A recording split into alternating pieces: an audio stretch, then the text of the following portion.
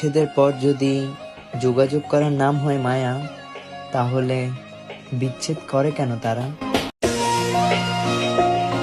একাই তো ছিলাম, আবার না হয় একা হয়ে গেলাম। এমনিতেও দুনিয়া থেকে একাই যেতে হবে।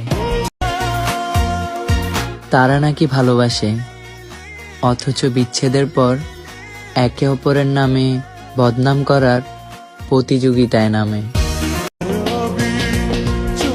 আমি তার চেহারার দিকে তাকিয়ে ভাবি, কি সাংঘাতিক ভাবে তার মায়ায় আটকে রেখেছে আমাকে। হয়তোবা কারণে অকারণে তোমাকে আমি খুব রাগ দেখাই, কিন্তু এর রাগের আড়ালে তোমাকে আমি অনেক ভালোবাসি।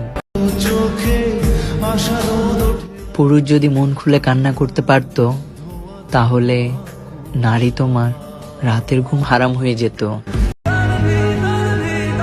আহা, কি ভাগ্য আমার, যাই হাত দিয়ে ছুঁই তাই দুঃখ হয়ে যায়। অভিশাপ তো দিতে চাই না, কিন্তু আমি চাই তোমার জীবনে এমন একটা মুহূর্ত আসুক, যেভাবে তুমি আমার মন ভাঙছো সেইভাবে কেউ একজন তোমারও মন ভাঙুক। যার জন্য হৃদয়ে একবার মায়া জমে, তাকে ছাড়া পুরো পৃথিবীটা শূন্য লাগে। পুরুষের ভালোবাসা বুঝতে গেলে নারী তোমার 1000 বার জন্ম নিতে হবে। কি এমন ক্ষতি হয়ে যেত যদি সব নিয়ম ভেঙে তুমি আমার হয়ে যেতে? আমার জন্য আমার মায়ের দোয়াই যথেষ্ট, কারো দয়া আমার লাগবে না। তারপর একদিন জানতে পারলাম, তার পরিবারের জন্য না, তার নিজের সুখের জন্য সে আমাকে ছেড়ে চলে গেছে। তোরা আমাকে বলিস আমি তাকে ভুলে যাওয়ার জন্য, পারলে তো কবেই ভুলে যেতাম। আমি তো আজও তার মেসেজগুলাই ডিলিট করতে পারিনি। যখন তোমাকে অন্য কারোর সাথে দেখেছি, তখন বুঝেছি খোদা শিরিক কেন মাফ করে না। তুমি ভুল ছিলা, তবুও প্রতিনিয়ত নিজেকে সঠিক দাবি করার জন্য নতুন নতুন গল্প বলতা।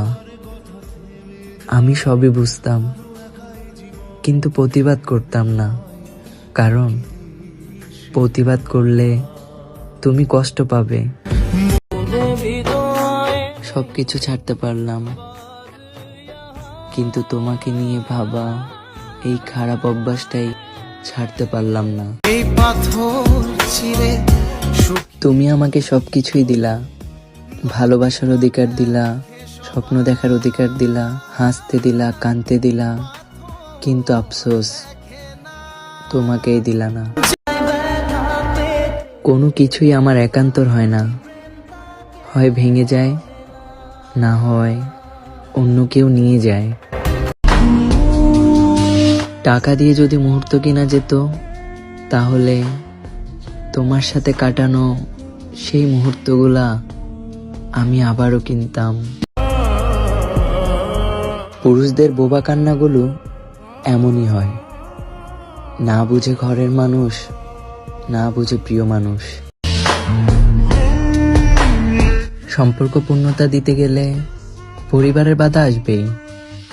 যারা অজুহাত না দেখিয়ে শেষ অবধি লড়ে যায়, তাদেরই সম্পর্ক পূর্ণতা পায়।